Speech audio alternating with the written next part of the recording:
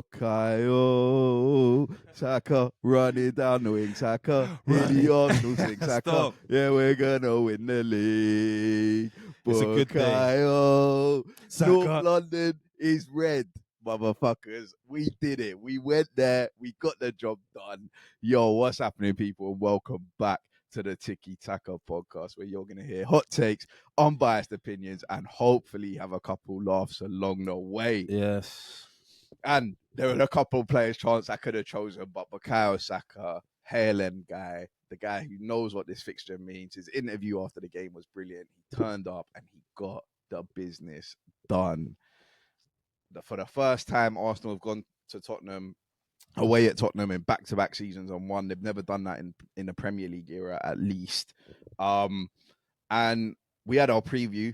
I was talking to Nick, and Nick was in a similar boat to us. He was kind of saying that he didn't watch any North London derby content before the game. Yeah. But he said he watched our preview after the game, and he was basically saying that we kind of got it spot on. Of course. What we were saying, which, yo, what do you expect? We've been doing that a lot this season. I'll start there before we kind of get into the details and analyze the game and stuff. Because obviously mentally this was a big result for Arsenal to come out with the 3 points. I think everyone has said that this is the fixture that they're looking at for Arsenal's title hopes to be dented or to be put the nail in the coffin or whatever. And obviously we sat here on the preview and we both predicted Arsenal would win.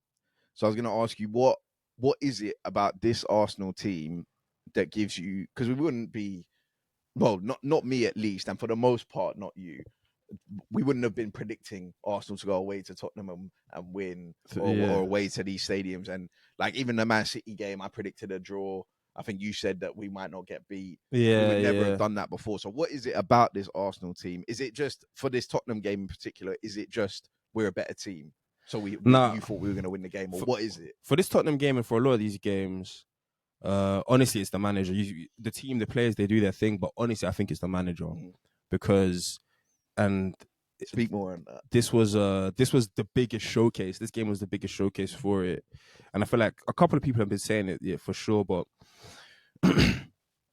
Arteta pays so much attention to details. Yeah. He's one of the, he's of that Pep psychopath ilk of I'll stress over the details. Yeah.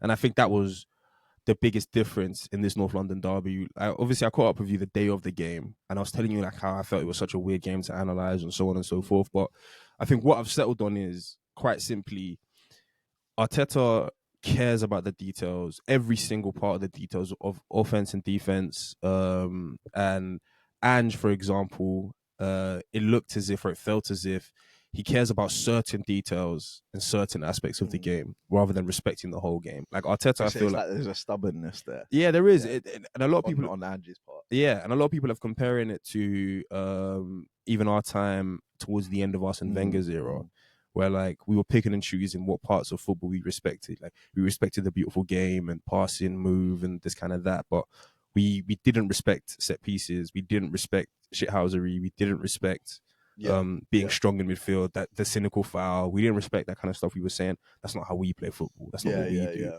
And I thought that was probably what was costing us so many games. Teams were turning up, cynical foul, stop Theo Walcott from getting any sort of momentum. Yeah. And I felt that's what Ange does. He doesn't respect the details that go into these games.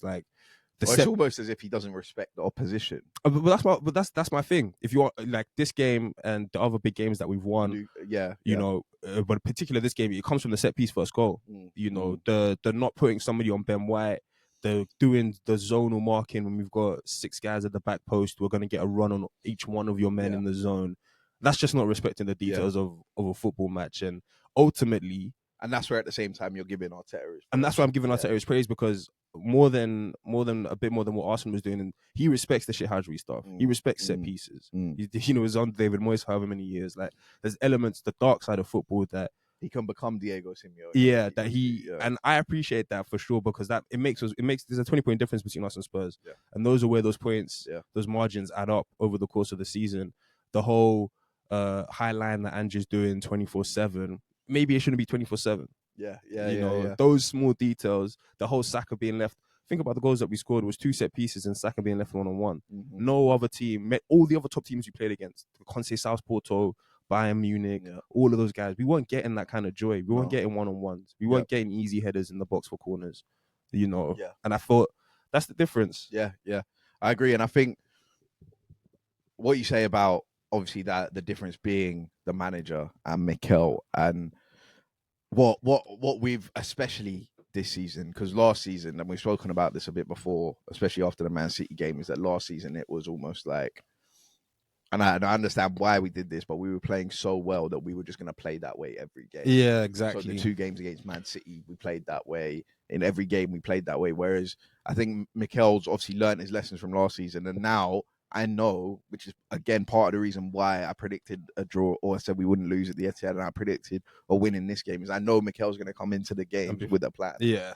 I said on the preview, I hope he sits back and sits in a defensive shape, and we could just kind of catch them on the counter, and that's exactly what he did. But even that is respecting the details. The having the flexibility in certain games, we can be the offensive team. We can have the ball. We can do X, Y, and Z. Understanding where the opposition strengths are, where their weaknesses are. You said it. And with the 14-day gap, that's something that Ange should have been all over. All over. Where are the strengths? Where are the weaknesses? But for me, I agree with that. But I think the biggest difference is that, and I said this as well in the preview, that I don't think these players are just going to fold.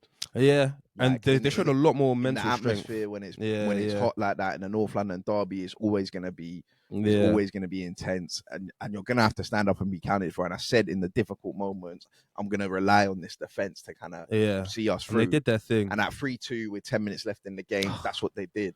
They held it down. They locked it out. Kiwior came on, and everyone in that team did their job, and the defense kind of pulled us through. Obviously, Gabriel got man of the match, but I think the mentality of this Arsenal team, and that's the biggest thing. Whenever we would go to Anfield and be like, yearly Anfield slapping and whatever. Yeah, it used to be that way. It was just a case of, if this starts going bad, we will crumble.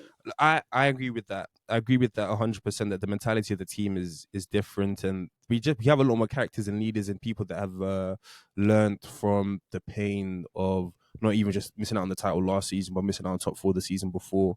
Because that one was even potentially worse, I think, than bottling the title last year in terms of how it unfolded. Like we were just weak when that Tottenham, when we lost 3-0 to Tottenham at their place, and then we lost to Newcastle after the fact. It was just a weak team. Yeah. And Granit Xhaka was coming out saying, if you don't have the strength, just stay home. And you like that was who we were. If the going ever got tough, people would start to shrink, shiver, cower, hide from wanting the ball, hide from their responsibilities. But I also want to say, I think it does go back to my original point as well. I think a lot of the reason, there is intangibles in this, obviously. But we've heard it all season, and ever since Arteta's come in, about how prepared players feel for the game, and how the certain actions in the match, Arteta's coached them specifically. This is going to happen in the game. You need to do this. When this happens, you need to do this. I think that must help. When the chaos ensues and Tottenham get a second one, and now all right, they're going to put balls in the box. They're going to start sort of lumping things in. Ryan knows what crosses. I need to be on it. I need my body positioning to be perfect. Gabriel knows, all right, this is what they're going to start doing with Richarlison and Son. And I think that the biggest point to showcase that is that I'm confident that Arteta looked at the first game at the Emirates, and we both said on a preview that they kind of stunned us in that game. The way that the rotations, the way they were moving. I think Arteta looked at that game and thought, Maddison had way too much time. He was able to, and Maddison did that. He played very well in that game. And I think this time round, you could clearly see Arsenal's plan was to just keep that midfield. Saka and Trossard were so compact in the midfield. Don't let anything come through us, where Pedro Porro likes to pick up the ball in the number 10 area, and force the ball wide and let Werner and Kulu beat us. Try and do something, because that's evidently where their weaknesses are. And Rice and Partey had Madders clamped. And you were spot on. You did say in the preview that you wanted Tottenham to have the ball, and Tottenham struggled to break teams down. And I do respect that decision from Arteta. I know in hindsight now we can say, oh yeah, what a great decision. But I know going into the game, I could have been for sure one of the Arsenal fans to be like, you know what, be on the front foot. It's Tottenham. Take it to them. I'm pretty sure that's what you said. You know, from an Arsenal perspective, and there's been a lot of discourse about the game. A lot of Tottenham fans saying that they don't think Arsenal played that well. A lot of Arsenal fans even saying they don't think we played that well. But I think for what the game plan was, it was executed, and that's the thing. Perfectly, and I would agree with those fans. It's nowhere near our best game of the season, but it shows it's such a sort of we played the game we needed to play. It's such a feather in the cap to the team if we can all say we didn't play our best game and we were 3-0 up at some point. Like it kind of shows where we're at, the levels we're running. I was gonna say as well, speaking on details and X, Y, and Z, I think it started from the jump. It started from the team selections. Like if you wanted the contrast, I think between Arteta and Ange, and you always say this about how Tottenham don't get treated as a big club, and this was one of those games where it was like, if Tottenham were a big club, Sky Sports and everybody else would sort of murder them, because from every decision, and I know football is fine margins, and even though I'm saying this, it was a close game, but from the jump, playing, Højbjerg and Bentancur in midfield and not going more athletic versus an Arsenal team, I thought was a mistake.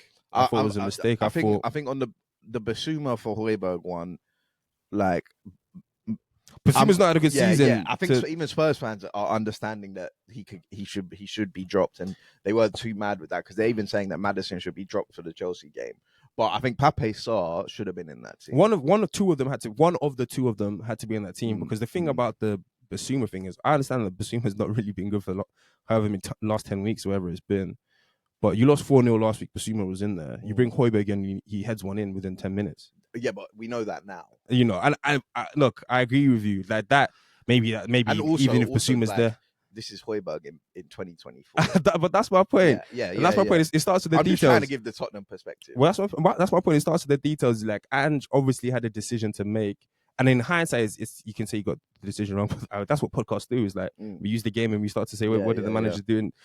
So for Ange, for Arteta to be like, same team, let's go again. Let's not overthink this. Let's not tweak this too much. And then for Ange to do his tweaking and to bring this and chop and change. And I bet even lots of them fans saying they wanted to see even Van der Ven play left back. Just to stop Ben Davies. But I think Arteta said this in a couple of games that Arsenal played, particularly last season in games that we lost. I remember him saying it after we played Man City at home, is that between the boxes, we were the better team, but in both boxes, they were better than us. They defended it was the opposite. Corners, they defended their set pieces or whatever, and they were clinical in the final third. And this is one of the first games, because all season we've been saying Arsenal aren't ruthless. Arsenal aren't efficient. They're not clinical. And in this game, boy, were we clinical. We were ruthless. We had 3 chances in that first half, and we buried them all. All of them, yeah. And in both boxes, they didn't defend their set pieces. We bagged from them. And defensively in our shape, like Tottenham didn't break us down. The 2 goals that, as much as people talk about gifting Arsenal goals, we gifted them 2 goals. Right, I passed it to them as a penalty. Tottenham didn't really break us down. And I think to see that side of Arsenal in a big game was really like nice to see. I was saying on the group chat that I akined it to sort of Alex Ferguson, United, Jose Mourinho sort of team, where it's like the other team. I used to watch so many games when those guys would go on to win titles, and I'd be like, yeah, the other team is on it today. Like, they've got them, like, not on the ropes, but like they've had a couple of good chances. They're playing the better football. Maybe this is the game that they're not on it. And then the one-star attacker puts the ball in the back of the net, and the whole narrative changes. And then the mentality of the other team crumbles. Like, oh, they're going to turn up for the rest of the 75 minutes.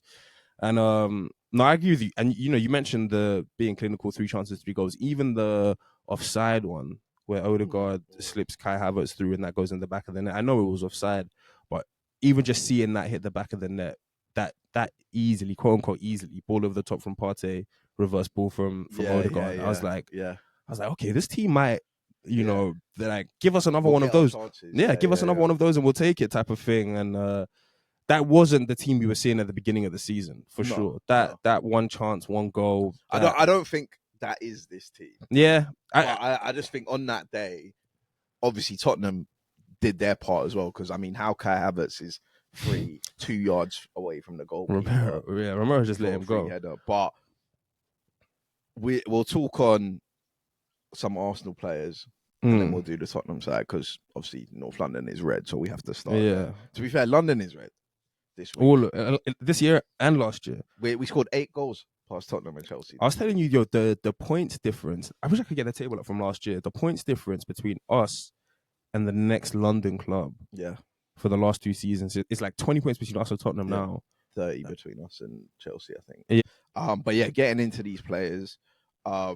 Firstly, and he has to go first because I sang his chant at the beginning, and there's been a lot of discourse about this guy. Though I never really get too, like, Twitter's good for memes and banter and stuff, but I never really get too involved when it comes to serious football talk and stuff because the Saka agenda or the Saka narrative on Twitter is just lazy. After the Bayern Munich game, I had people messaging me like, "Is Saka a big game player?" And I was like, you don't even understand how lazy and pathetic this narrative is, right? Yeah. Like, we're just gonna ignore the fact that he bagged against Bayern Munich at home, he bagged against Liverpool, he's bagged in most of our big games this season, or at least got an assist or turned up in some way, shape or form. And away at Tottenham, the way he takes his goal, the first touch, I've said it to you, is Riyad Mahrez-esque. Yeah. And I think Bukayo Saka deserves big praise, and this is similar to conversations we've had off air, because I really do feel like with Martinelli's drop off, with Jesus' drop off, with Kai Havertz, and Kai Havertz has done his thing, but coming into a new team, and Trossard, for a long part of this season, Bukayo Saka's carried this Arsenal attack on his back. I think there's definitely been, months, like the first 6-7 months of the season where it was him. Yeah. Who he had. And that's a long time. It's a long time. It's a long time. If he didn't get a Giroud in that game, there was probably no way he was going to win the match or scoring off. And you're 100% right. I think the reason Bukayo Saka deserves the most credit is because, as you say, I don't really give into the meme stuff on Twitter about Bukayo. Yeah. I know there is a huge element of Twitter fans that like just want to provoke and like probe Arsenal exactly. And I know half the Saka hate is from just like people not really hating Saka personally, or hating his game, or hating him as a player, but just like they want to get something out there to piss off Arsenal fans. Yeah. So I really respect Saka because he's going into games now himself knowing like if I don't score or assist, they're just gonna murder me for this. And he still looks as if he doesn't care about it. Like he still looks as if that isn't a factor to him at all. It was a very like ice cold performance. That's what I'm saying. Saka on Sunday in a tough atmosphere when he's taking that corner in the Tottenham fans are sticking it on him. You let your country down. Yeah. That Højbjerg heads it in, and then he's like cupping his. I mean, the second goal, the celebration, cupping his ears. But even the second goal, as you say, the first touch obviously is brilliant. Even I think Kai Havertz's first touch, is slept on because he does like almost an Anthony 360 spin with the when Saka just pumps it out to him. But when Saka does that touch, there is, as you say, there is an ice cold venom when he realizes it's him and Ben Davies 1v1, and I love the execution. It's not even his best chop in and shoot, but it's just the fact that he realized in this moment I have to cook Ben Davies.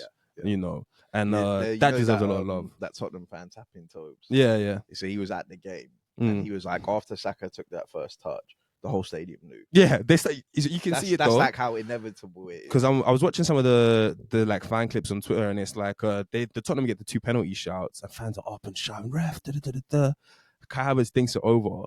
Everybody's obviously stood up. As soon as Saka takes that touch, everybody just sits down. Silence. You can read the next 15 yards. Yeah. Ben Davies, man. In fact, I was harshing him. I think at the time I was like, he's got to do more and but. That's what I'm saying. I think even if that's Udogie, he gets cooked. He gets cooked. It's the same outcome. Saka buries it. And obviously the other guy, and I'll let you take a bit of the reins on this that we have to talk about. 2 goals against his old club midweek. What did they say? Kingdom Kai. Keys to the Bimmer. A G and an A away at Tottenham. Not just. The one thing I will say is I had the conversation with my dad about it. My dad was kind of saying that like you could see that like from the start Havertz was on it, right? Yeah. And even from when he shoves Maddison and whatever. We've seen that like Newcastle away. Conceição, we shoved Conceição. Yeah. Like Havertz has got that in him, and again I'll let you go, but my dad compared that to Mesut Ozil. Oh, and I was like, yeah, but Tottenham at home, Mesut Ozil, and my dad was like, yeah, but away from home. That's the kind of game that Mesut, he's not really feeling it, and that's the difference, man. Kai Havertz in this run-in has been clutch. In this run-in, he's been phenomenal. He's actually been phenomenal. I was saying to you, like, we were big Kai Havertz fans to begin with. The pod will show it. We were giving him leeway. We were bigging up his performances. I'm so glad there's proof out there. Yeah, maybe even at times when it was under-deserved, like, maybe you could say we was doing too much to big him up. Yeah. But there is very few Arsenal, like, he surpassed. But I don't think it was ever really like us, especially at the start, like bigging him up.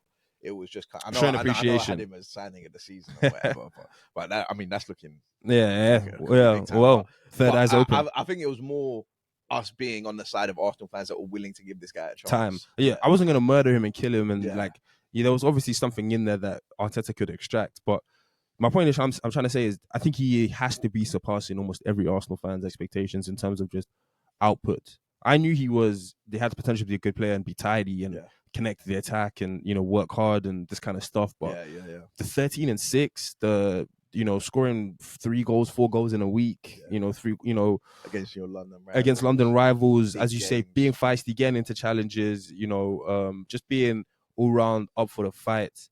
I think it has to surpass what a lot of fans are saying. But, as an Arsenal fan, boy, do we love to see. And these are another thing about the details. I think Arteta and Havertz, Arteta spent a lot of time. You were saying that, like, it must give Arteta the biggest hard on, seeing Havertz perform the way he's performing.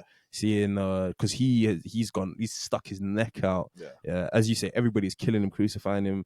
Worst people already putting him down. Worst signing in Premier League history.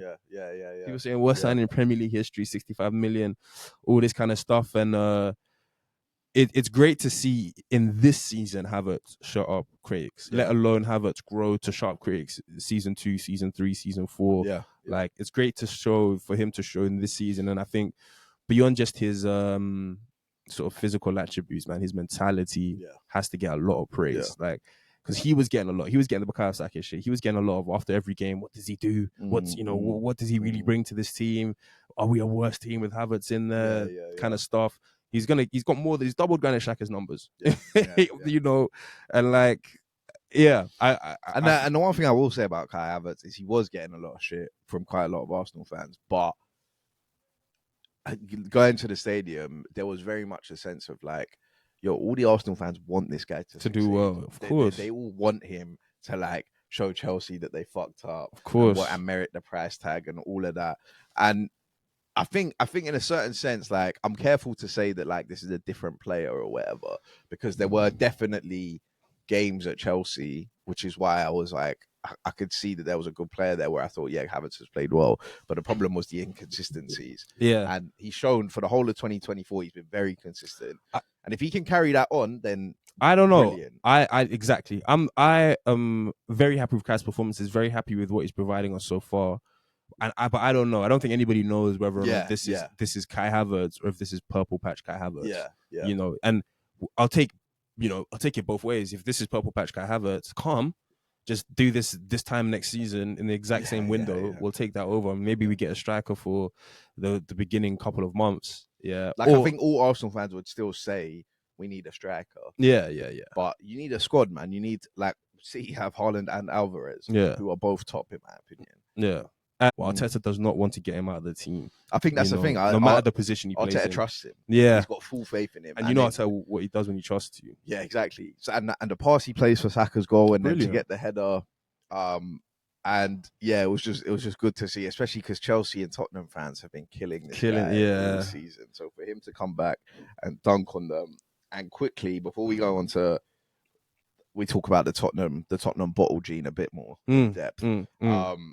One more guy, obviously there might be people you want to talk about, but one more guy I've got written down here is just the way we go from defense to attack so quickly with Thomas Partey in the team is just night and day. Talk about it. Night and day. It's just he's already my MVP list. It's so good to watch, man. Like there was one bit we already spoke about this, but off air, where David Raya gives him a pass and Maddison is coming on one side of him.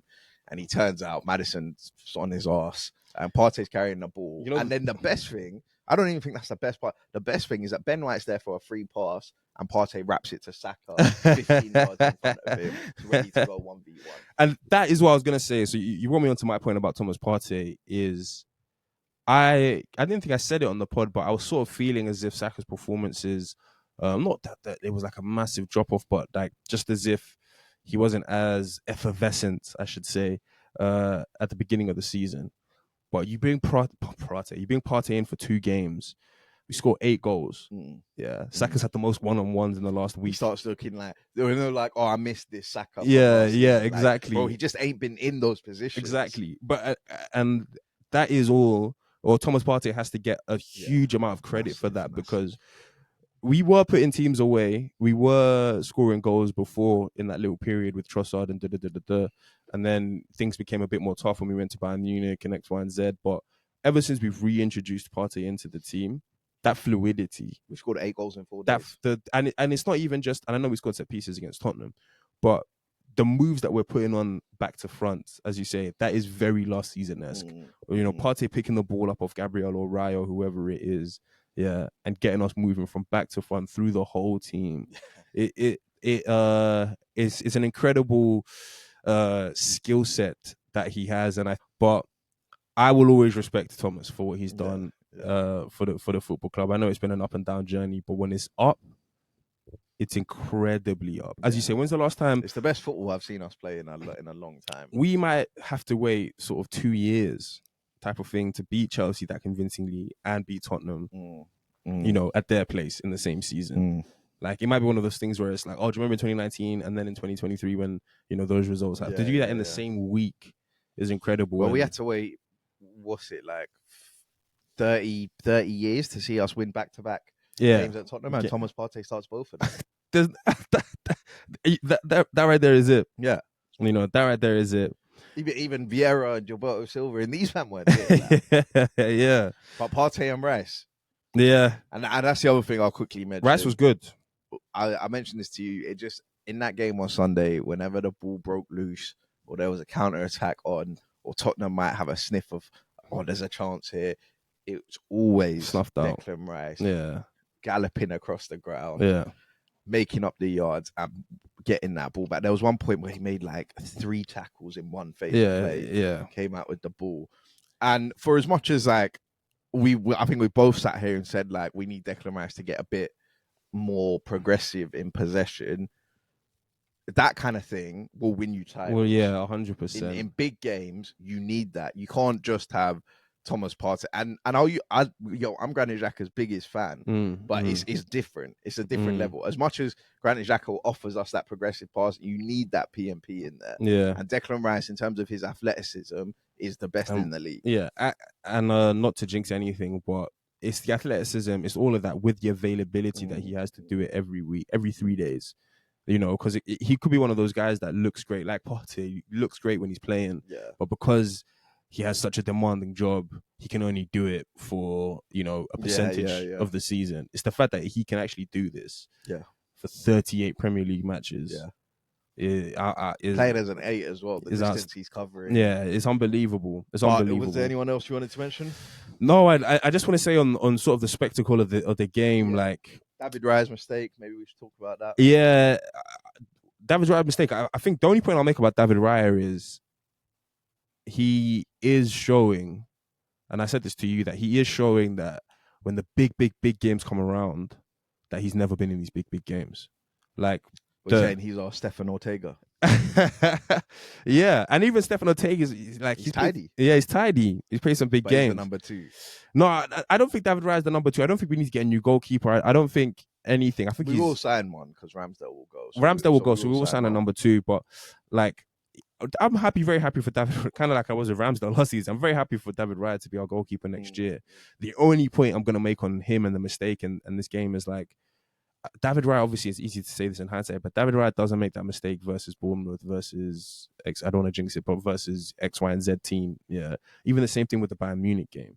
It's just that when he gets into these really big games when everybody's nervous, I feel like he might do too much to try and calm everybody down or show everybody that he is the calming presence. Not every big game, and but there are some. Exactly. Not the Porto one. He was fine. Liverpool at home, he was fine 100%. But But there are some. But there are, and it's only in the big ones. You know, Bayern Munich at home. What's he doing on the halfway line? This one, you know, and I hope it isn't a pattern to recur itself. And it has to be said, his recovery was phenomenal. The way he recovered, it's important to mention that. Phenomenal. Coming out, claiming crosses. And that's the thing. That's what you want to see. When he was claiming the crosses, I never once thought, oh, he's going to drop this. He's going to let this fly. Because Ramsdale could do that sometimes. You know, come up. You think he has it in his hands, and then all of a sudden, or Ramsdale will catch it and come down on Gabriel's head, and then the ball slips out. And Son's there just to put it home. Was it you said Ramsdale comes out, snaps Saliba's ACL? So, fix up, because I did not need to go through that for the last 20 minutes, man. I'll say this one, I was a third Tottenham goal away from giving up on the game of football. I couldn't believe how we had put ourselves in such an advantageous position. I won't expose the receipts of your halftime messages. I can't even believe that there was even any jeopardy in that match. I was really thinking at halftime we was going to go do in 4-5. It was going to be that's the North London Derby parades. Like to be fair, that Saka one goes in. It is a 4 or 5. When Mario makes the save. I think this is why I think the game is very interesting, because I think Tottenham were better than us in the first half, which we were 3-0 up in. I think we played better in the second half, which they beat us 2-0. You know, you said when I saw you on Sunday that on the whole 3-2 is probably. I think it is the game, which I think is a good point. Yeah, I think that's a fair point. I think 3-2 is a fair enough scoreline, but I do hate that we did give Tottenham 2 goals and that they do get to run the whole. Oh yeah, we fought back, showed some character. It could have been a 5-0. Exactly. But that's why even at half time, it's a North London derby, especially when you're if that was at the Emirates, 100%, I would be saying 4 or 5. Yeah, this should be. But in their own stadium, you know, like regardless of those players being 3-0 down at halftime, you know there's going to be a reaction. Yeah. They know that what this game means. They know what this game means to the fans. Everyone in the stadium that's there, even though it's quiet, they know they have to show some sort of fight. And even that Romero thing, the goal, I feel like it's so very ad hoc, man. That isn't Ange. Ange wants to press. I agree. That's just a North London derby. But that Romero will never in any game find himself there other than in the North London derby. If David Raya goes long, as he should do, we're in. And Kai Havertz wins that flick on. Yeah, that's 4. As you say, that's 4 or 5. Yeah, and those are the margins in football, obviously. But you know, I hate that. I hate that we let them in rather than Tottenham coming out and beating us and getting 2 back of like actually getting to do what they should do to run the narrative of we fought back and we got some pride and we did this and we did that. Because now, and we'll move on to the Tottenham section. They're all saying refereeing decisions. Yeah, exactly. They're starting to say it's a Stonewall penalty and. Van der Ven's not offside. I've seen guys the wrong angle on an iPhone. Yeah, come on, man. Crop the photos, and because of the scoreline, they're allowed to do that now. But I mean, personally, I don't give a fuck. Like, and I was gonna say that we got 3 points. We came to your yard. We rushed you, man. We left with 3 points. If you're Kai Havertz left with a GA. If you're a Tottenham fan and you're listening to this, you know yourself, that obviously Arsenal went to run out as winners. But if you're wondering why did we lose the game, I promise you. It's because Ange Postecoglou does not focus on the details. So I promise you. Because I've got it written here. So they came back in the second half, so fair play to them. But it's a North London derby. I expect that at the minimum. Yeah. Serious questions about Ange Postecoglou's tactics. And this, so obviously they make the jokes about Highline for life and whatever, right? It's just who we are, mate. I'm not going to do the Aussie accent. But I personally don't really have a problem with the highlight. I was speaking to Nick the other day, and he was saying that like if you actually look at the data and stuff, Arsenal play a higher line on average than Tottenham have this season, right? The high line is just a part of trying to be a top team. We saw Liverpool do it, right? Play offside.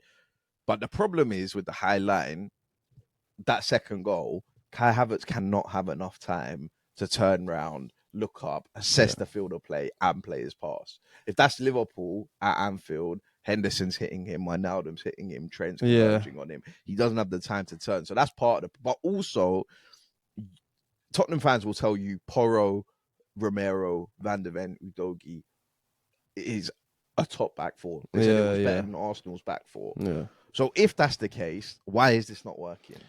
Look, I agree with you. There is the high line isn't necessarily the issue, as I've said. I think there's got to be timings of when to use the high line, and there has to be fundamentals of how. And I agree, and it has to be like if it ever looks like a guy's going to play it over the top, either drop back 10 yards or smash him. Yeah, you can never be caught. You can never be caught. Like, as much as it's a great pass from Kai Havertz, how's he got that much time? It's the fact Bukayo, Havertz and Bukayo played a 1-2. Yeah. Ever since from Maddison, when Maddison goes down in the box, Rice gives it to Saka. Yeah, who's literally damn near in the 6th position, who pops it off to Havertz, and since that point, nobody tracks Saka, and he is actually our only person who has the pace in behind threats, because we played Trossard and we played Havertz. Yeah, and Odegaard is not really that guy either, and that's my point about the details. Like, surely Ben Davis they've got in his ear all morning and said, by the way, Saka's the only guy with the pace to break you in behind. Watch him all the time. Watch your man. Stick on him. Make sure you have eyes on him. But at the same time, and I will say, it's like, just because of the goal, similar to Riyad Mahrez, like, you'll tell your fullback this and this, but on the game, it's just unstoppable. Yeah, and and Saka's got that goal in particular. It's just unstoppable. But I don't think so. As soon as Saka touches it, it's unstoppable. Yeah. From the first touch, I agree with you from that perspective. Not stopping it. No, I agree with you from that perspective. But I think from the goal's preventable. Yeah.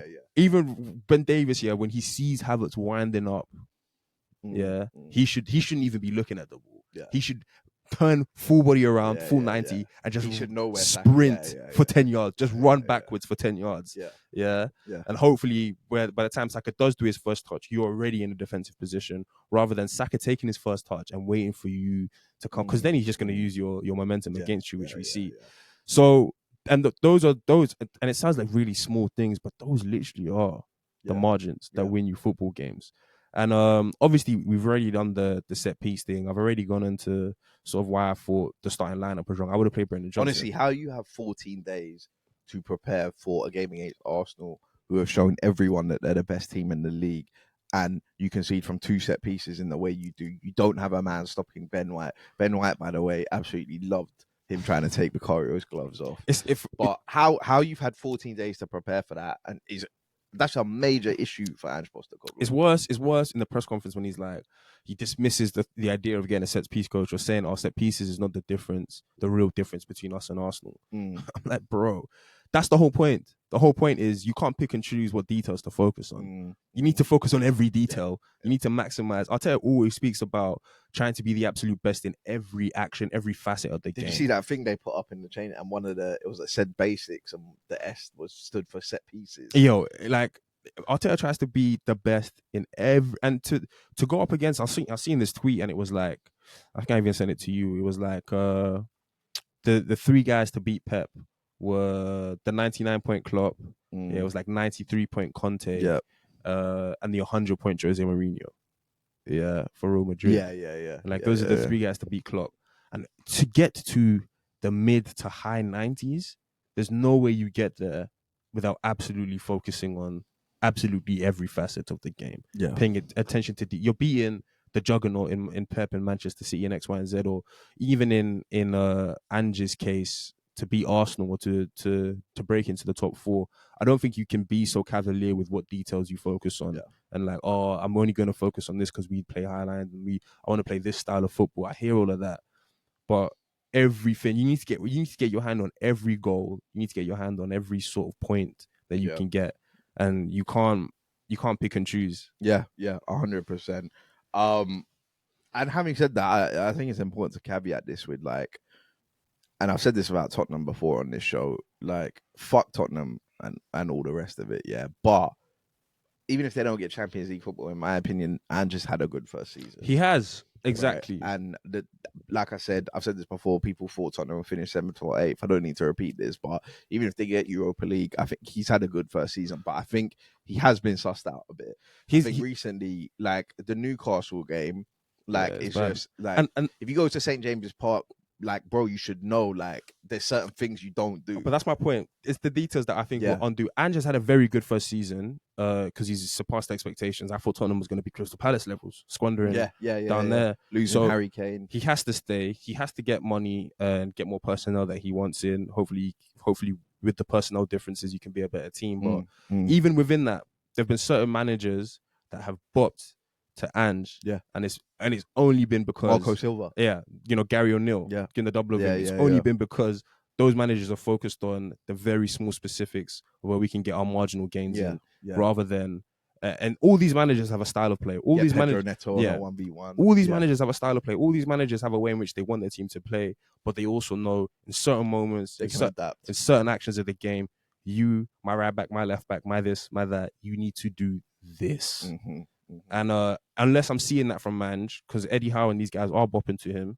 Unless I'm seeing that from Ange, I think Tottenham they'll play more attractive football, but be in a position where they probably get less points than Conte and less points than all of these kind of guys moving forward. And, the only scene, and that's a stark contrast to, we already said this isn't Arsenal's best game or whatever, but Mikel came into this plan with a very clear and obvious tactical plan. We're not going to play how we usually play, because that will make it a basketball game, and that will benefit Tottenham more than it benefits us. And also, what I will say about Tottenham, just maybe more broadly, we should probably speak on their top 4 chances, but more broadly about Tottenham is, I think they're in a very interesting position, because I agree. I like the initial season from Ange. Obviously, I'm killing him a bit for his tactics, but he can get better at that. But I think the squad build up is interesting, because Romero and Van de Ven are nice. Porro, I would also say, is a nice player. Udogie, I'd say, is like, they're not people that they 100% need to get rid of. Yeah.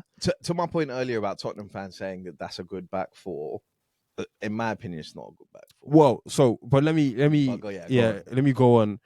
So whatever that back four is all right, I would say. Yeah. However, when you get into the midfield, you're like, fans are shitting on Basuma. Pape Sarr is a young player who still needs to learn a lot. Højbjerg is Højbjerg. Yeah, Bentancur is, I was going to say, sort of their Thomas Partey. He's not the Thomas Partey. He just gets injured a lot. But he has some effects when he's playing in the team. But you don't know if you can trust him with injury.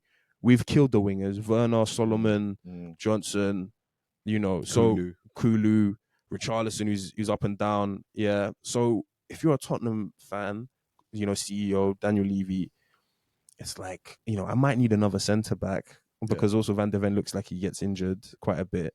Yeah. Or if he drops off, is Romero and Dragusin really gonna, You need a right back, in my opinion. I might need 2 midfielders. Yeah, at least. Yeah. 2 wingers. I might need 2 wingers. Yeah. I might need a forward. Yeah. Because guys are talking about Son's performance. And I knew we would get that from Son against Gabriel and Saliba. So if you're a Tottenham, you're on the cusp of like, we're progressing, we're moving forward. But if you don't get this summer right, and they spent 50 million on Brennan Johnson. If you don't get the summer right, and we, as a neutral, I'm saying you might need 6 or 7 players.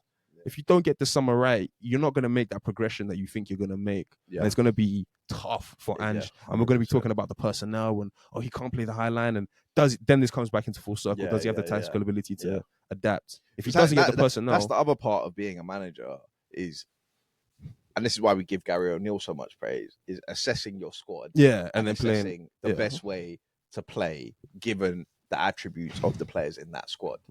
And when their team's fully fit, we saw at the start of the season it was working. Obviously, like I've said before, I think they've been a bit sussed out. But one guy that you didn't mention, who I do want to talk about, is James Maddison.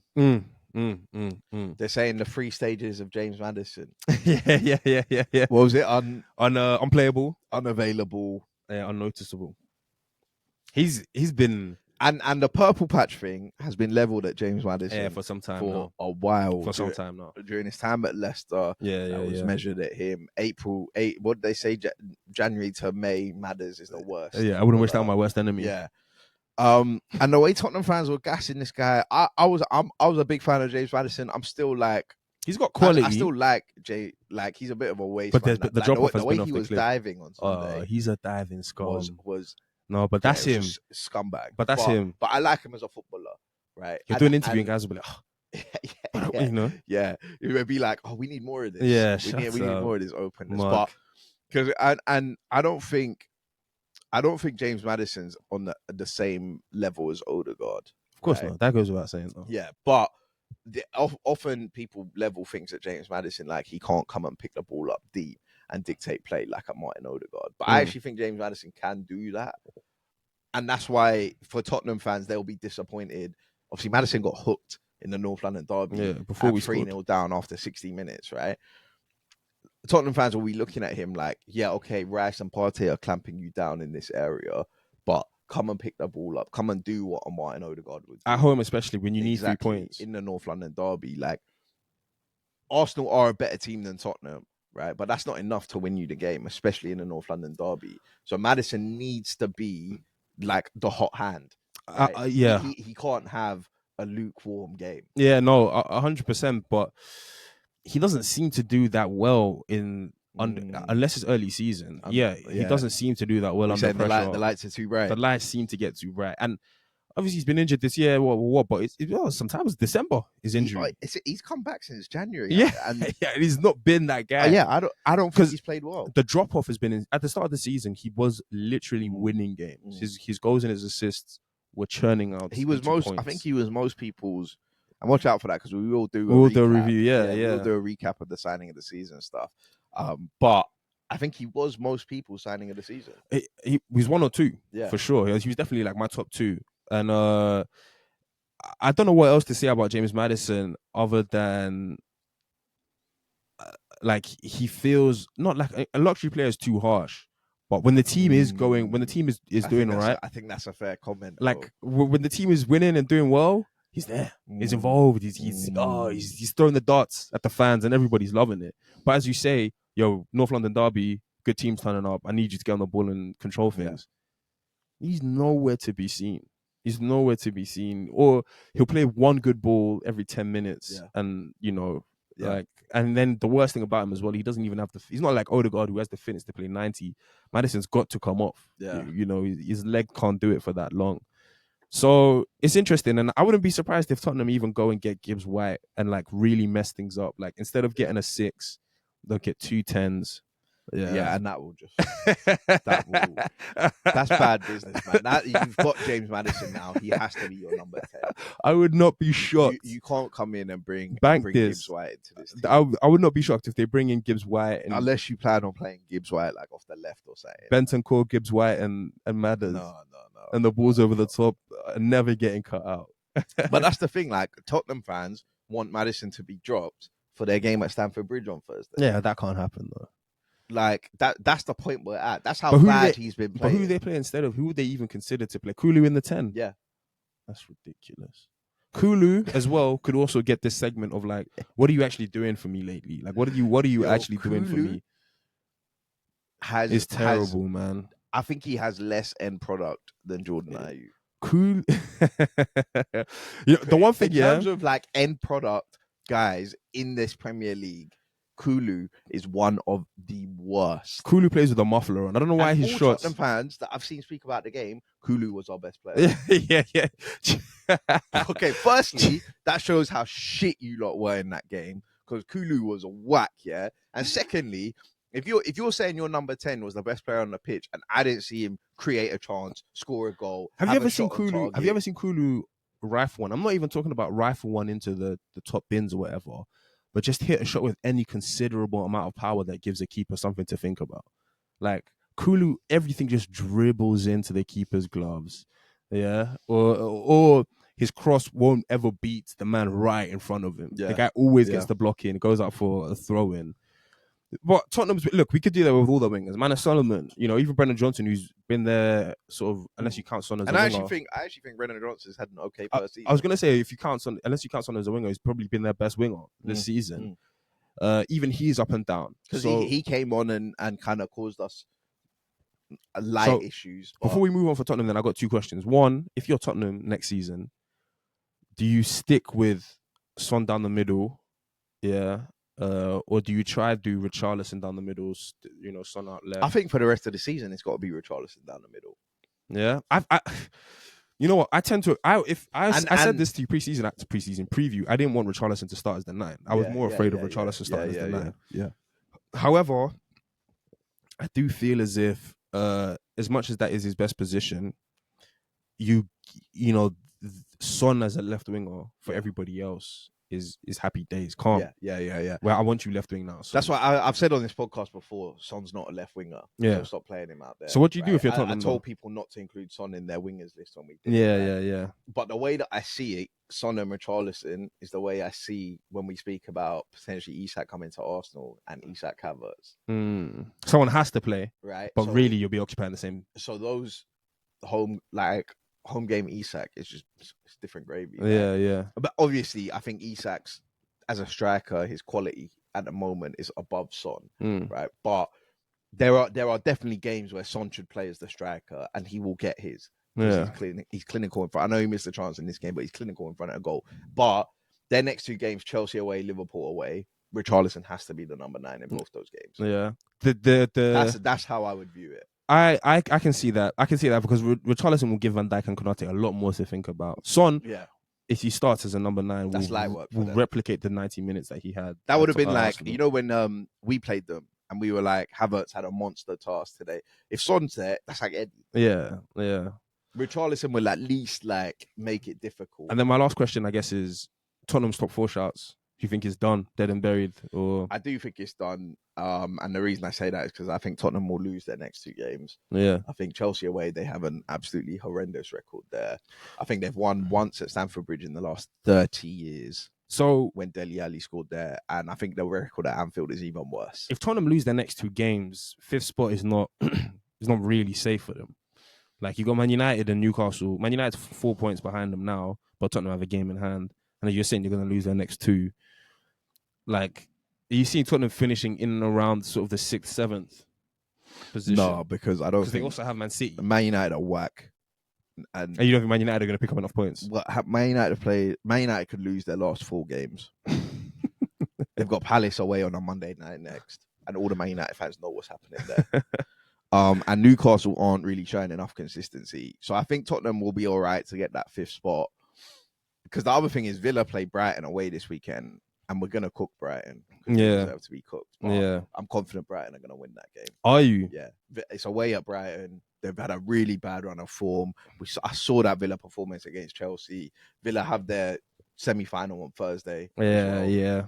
I think Brighton will win that game. So and then Villa play Liverpool, and then they've got Palace away on the last day as well. So I think it's going to be a typical top 4 race of like everyone's just throwing it up. Yeah, no one's really doing enough. But because Tottenham are going to lose their next 2 games, it might, and I'm pretty confident of that. At most, I think they'll get a point from the next 2. Yeah. And if you prove me wrong, I'll come here next week and I'll say, and you say it. If Tottenham go to Anfield and win, I'll come here and I'll sing your praises and I will cook Liverpool. The last thing I'll say then is, this was one of those weekends really when you realize how forever Tottenham will be in Arsenal's shadow. Yeah. Speak on it. This is like 100% just one of those like stands out. Like this was, I said it was the biggest North London derby, for 20 plus years or X, Y, and Z. And for us, we're going for a title. And that's why I didn't want Tottenham to stop us going for a title. And now that we've beaten Tottenham and their top 4 hopes are somewhat scattered, and you see what it means for them. Not even the top 4 hopes, because they don't really care about that. But you see what it means for them to not be the ones to stop us winning the title. It just lets me know how little brother Tottenham will always be. And that's why and Tottenham fans get annoyed when I say they're not a big club or they're definitely not treated like one. But Tottenham fans have come out and said that they want to lose to Man City. They are just little bro. And I could never imagine saying, like, I want Arsenal to lose this game. To Tottenham. And obviously the situation is there. Man United can win the league or something. Yeah. But Tottenham have bottled the biggest North London derby, like you said. They've bottled the biggest game of their season. And it's just classic Tottenham. Like, I saw... And do you know what? A draw is all they needed. To... If they had got a draw 3-3, that would have felt like a win. Yeah. It would have killed us and it would have given them something. And this is what Tottenham fans need to learn, and they won't learn this because they never do. And it's been like 20, 30 years. They should have learned this by now. But even Abby on DR, right? Yeah. talking about Tottenham going to do this, Tottenham going to do that, stop Arsenal and all of this. And Flex is sat there, and Flex is like, yeah, but Abby, this is why. And whenever I say this, you get a bit like defensive and a bit argumentative. He's like, you need to realize who you support. Yeah. You're a Tottenham fan. Liaz was saying that to Fuad. Exactly. He was like, you need to realize who your club is. Is Kulusevski gonna bet? Yeah, this is who you are. Yeah. You can't talk about bazookas, right? And then come with Brennan Johnson and Ben Diaz, Ben Davis. But look, man, I think Tottenham have been cooked enough. Until next week. And yeah, just Mikel, love, massive love, massive love. We ain't seen this. We didn't see the Invincibles do this. Two games away at Tottenham, so love. Big time love, and the way we did it, brilliant. But we'll move it on. And I said couple weeks, however long ago, that the format of the show was going to change. Yeah. And that we were going to talk about title race first. So we're going to Villa then now. But there's no Liverpool anymore. I'm joking. Yeah. So title race is just now Arsenal and Man City, for those that are wondering, and then we'll start talking about top four and Liverpool's top four hopes, and whether or not they might make that, because it could get sticky. Klopp said it after the Everton game. We're not safe. No. Make sure you beat Tottenham on Sunday. Make sure. Because that's a big top four playoff there. But before we get back to that, Forest versus Man City. Oh, yeah. We don't have to talk on this game too long. No, there's not much to say. Forest had their chances. Shout out De Bruyne. We know what you're doing. I see you. Yeah. I see what you're doing at this stage, brother. Chris Wood's got 2 left feet. Can't bury his chances. He's got blood on his hands, Chris Wood. Nuno, I think he coached a win. He did, 100%. Coached a win. Even Nico Williams. Yeah. That in the very first, set the tempo. Yeah. Take your chance. Yeah. That's what gives Chris Wood the impetus to squander those 2 other chances. Like, if you get your foot on that minute 1 into the match, put him in the bottom corner.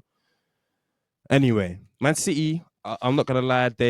What's weird about Man City is, like, if Man City were to play before us, and go back ahead of us.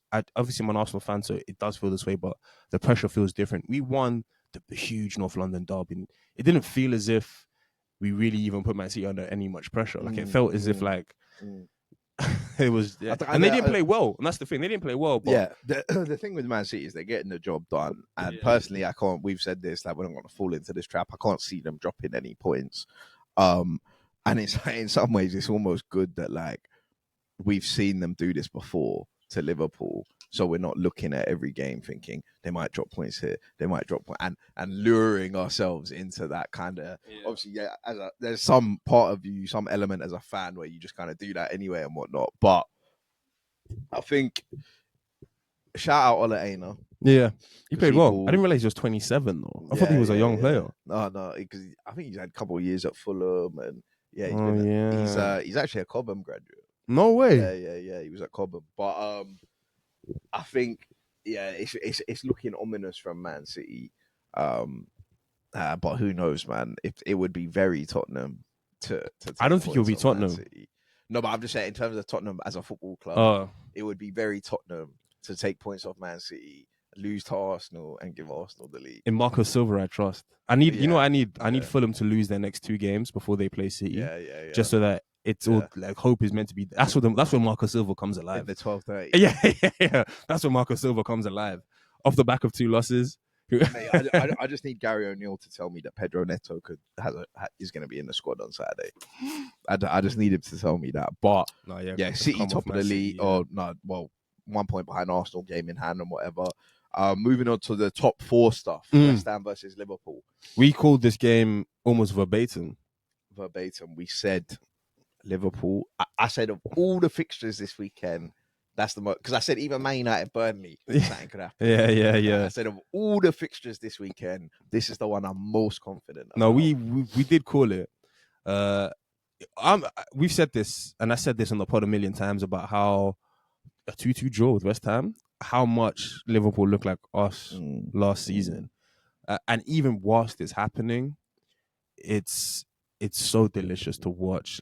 Guys must have had a whale of a time watching us fall away last year, because I'm even kind of off the question about whether or not it was a good idea for Klopp to announce it and all this kind of stuff. Whatever, that's been said. But now that players do know that he's going, and one thing I cannot stand by is, and I think I sort of mentioned this to you, is like people are now doing revisionism and saying, and some people were saying this to begin with about Liverpool never being real title contenders. They're not X, Y, and Z.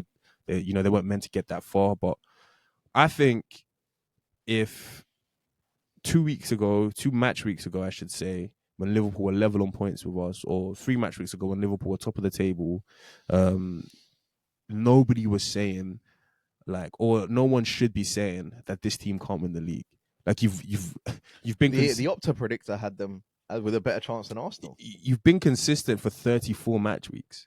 You need 4 more match weeks. Yeah. Like, I agree.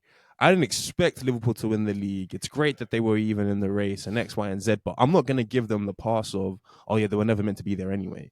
Once you're there and you've got 4 games, that's what I learned last season. Last season, I was trying to tell people, oh yeah, we're never meant to be there though. It's really, a barnstormer of a season that we've had. No, once you've shown that consistency for 30 plus match weeks, 32 plus match weeks, and you go 6 games to go, see it out. And we were saying that they got the easiest fixture list, so no, I didn't say I was saying that they got the easiest fixture list. So before we get into the game, that's my biggest takeaway from the Liverpool conundrum, or the Liverpool thing, is like, I'm not going to give them any bail. I'm not going to cop a plea for Liverpool and say, oh yeah, they were never meant to be there anyway. He was there with us. He was there with us. Liverpool fans was reminding us that Van Dijk and Konate have only conceded 2 less goals than William, Saliba, and Gabriel all season. And Jota is this, and so who Mo Salah is.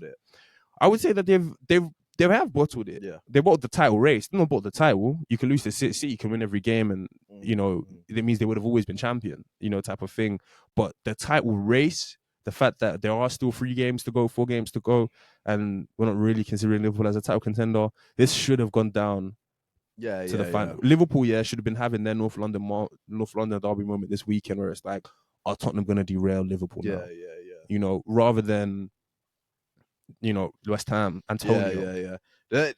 My point on that is that it's all about consistency, right? So if you said last season that Arsenal bottled it, and regardless of expectations, you're here now after match week 34 or whatever it is, like, go and like kind of, again, like you say, you might not be good enough to win the title, but go and show that like you're gonna take it to the wire. So if you said that about Arsenal last season, which Carragher, Neville, everyone did, they all said that, then you should say that about Liverpool this season. Don't start saying now. That consistency is everything, right? But for me personally, I'm still like, I'm more round to the term of Arsenal bottled it last season, mainly because that the Southampton game. The Liverpool game at Anfield, a point in the title running, regardless of any season. If you go to Anfield in the running and you get a point, I think that's a good point. Even the West Ham 2-2, and I know I just killed Liverpool for that. Even if you don't take your pens, that can happen to you in football. Yeah, exactly. But even the West Ham 2-2, I thought, you know what, like, bad result, but London derby, tough place to go or whatever. The Southampton one was really like a bottle. Like, how can you be 2-0 down at home to Southampton? I don't want to be seeing Zinchenko call huddles and all of this, man. Like, they were bottom of the league or whatever. For your Walcott's coming back and scoring, we score 1 and then they make it 3-1. That was at home as well. That was like a real kind of. But even so, the expectation for Arsenal was to just get Champions League, and that was looking sticky. Yeah. Right. So. And I had that mindset last season, and I will keep that mindset with Liverpool. I don't think that I've said in this podcast avidly that they're not good enough to win the league. You have. Right? You have. That midfield is not good enough to win the league. But that midfield's gone to the London Stadium this weekend with Souček and Alvarez and Paquetá, and they've kind of been out for. But that is one of the worst, and West Ham have had some bad performances this year. They were saying that is one of the worst I've seen West Ham play all season. Stop. Right? Genuinely, that is like, even the 5-2 when they lost. I watched that game. They were 4-0 down after 20 minutes, right? And Palace were just on fire. Everything was going in and whatever. But West Ham were genuinely terrible in this game. Yeah. I mean, as soon as Liverpool went 2-1 up, I thought that was it. I thought, you know what, we might have just got this one wrong. But even then, Bowen, by the way, stellar season, balling out, big games. I told you not to sell him in FPL. No, and you did. Just ignored me. It wasn't that. I was in a real conundrum of an opportunity. I had to bring Anthony Gordon in. At least Gordon came in and returned. Yeah. Bowen puts the ball in, Antonio scores. And I think Klopp's got the maximum out of the squad. I don't think they were good enough to. But that's what annoys me is that Gary Neville was talking about like, Liverpool haven't been putting in performances like Arsenal and Man City. Like, I know we were balling out last year, but in my opinion, there was still a difference between where we were and where City were. And look, I agree, but I agree with you that you were always saying you expected Liverpool to drop off. I expected them to drop off, but I wasn't as sort of confident in it as you, because I was saying, well, it should happen by now. Yeah. Type of thing. Yeah. But I think if you look at it in isolation, individually, the games that Liverpool lost and the teams that they lost to, or the teams that they dropped points in, like, it's very us from last season. 14 years they haven't lost to Everton at their place. Yeah. You're conceding back post head, like unmarked back post headers. Yeah. Type of thing.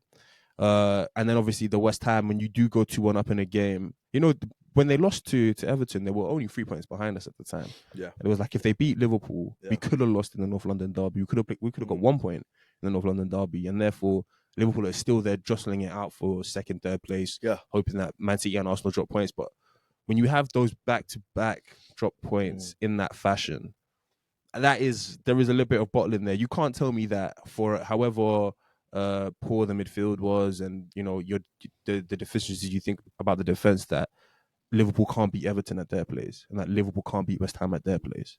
They can. Yeah, they have. Yeah, they can. Yeah, they have. Yeah. They've beaten bigger teams. Yeah. They this season. I think the bottling tag for Liverpool Atalanta can be more well-rounded than the Premier League. It can be FA Cup. When they went to Man United, they were the better team. They let Amad Diallo go on and score. It can be taken to Europa League, as you say, Atalanta. Yeah, I think specifically Premier League. I just they like you said, 14 years they can go to Goodison and win. They've shown that. But and you know what game? The game they lost at Goodison, it like that was almost Ange-esque in the sense of like, they're gonna be up for the fight. You need to win your headers. No, but I think Arteta could lose that game. A lot of managers could lose that game at Goodison, but the difference is it's a derby for Liverpool. Like, if you go up to Goodison and win up for the fight, it's just a poor Arsenal performance. Yeah.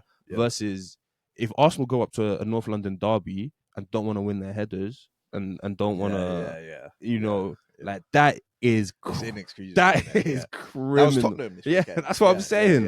That is criminal. And let it be a crashing header. Let it be one of the ones that Gabriel gets where he's climbed over 4 man and not a DCO. He's just jumped up. Yeah, the ball's gone through everybody. No blockers, no nothing like that. The corner routine that they've run all season. Yeah, but because obviously there was a bit of aggro after the game. Got more than what I bargained for. I love that tweet. And Mo Salah saying, "If I speak today, there will be fire." I personally, I lean with Salah. I know where Salah's coming from. Obviously, I don't know what happened. I don't know what was said. But you're a Klopp hater. I'm a Klopp hater, but it's not even that. It's just that if I was Mo Salah and I've scored X amount of goals and I'm this kind of guy, and I know I've been poor for the last month, 2 months, but this is crunch time. Team needs a hero.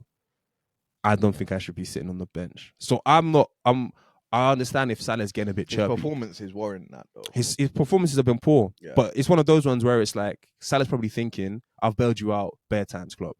Yeah. This is one of them ones where I just need you to stick by me. Like, what goes around comes around type of thing. I've shown you, I've dug us out of holes that we shouldn't have even sort of been in, or X, Y, and Z. And now team needs a hero. Team need this. Team need that. And you're benching me. And it's not that he didn't deserve to get benched. He did deserve to get benched. I think it's just one of those ones where it's like, I still can't believe you're not trusting me. In these moments, and you're bringing him on for the last 10 minutes.